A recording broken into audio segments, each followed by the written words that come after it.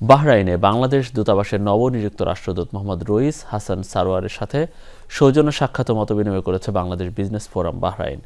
বৃহস্পতিবার স্থানীয় সময় সকাল 11টায় হয় এই বৈঠক। এ সময় উপস্থিত ছিলেন সংগঠনটির সভাপতি আইনুল হক। এছাড়াও ছিলেন উপদেষ্টা গিয়াসউদ্দিন মিয়াজি, সাধারণ সম্পাদক মোহাম্মদ জসিমউদ্দিন, মকবুল আহমেদ ও আখতারুজ্জামান সরকার সহ সংগঠনের অন্য কর্মকর্তারা।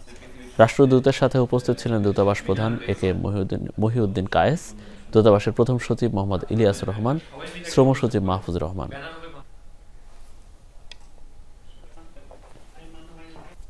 আমাদের যারা ব্যবসা বাণিজ্যের সাথে জড়িত তাদের সাথে মিলে আমরা এদেশে বাংলাদেশের ব্যবসা বাণিজ্যকেও আরও বেগবান করতে পারবো, সেই সাথে বাংলাদেশের সম্মান এবং মর্যাদা এদেশে বাড়াতে পারবো বলে দৃঢ়ভাবে আমি বিশ্বাস করি। স্যার খুব সুন্দর কথা বলেছেন এবং আমরাও স্যারকে প্রমিস করেছি যে বাংলাদেশ বিজনেস ফোরাম এবং এম্বাসি মিলেই বাংলাদেশের ভাবমূর্তি উজ্জ্বল করার জন্য একসাথে আমরা কাজ করব, এই আশা আমরা ব্যক্ত করছি।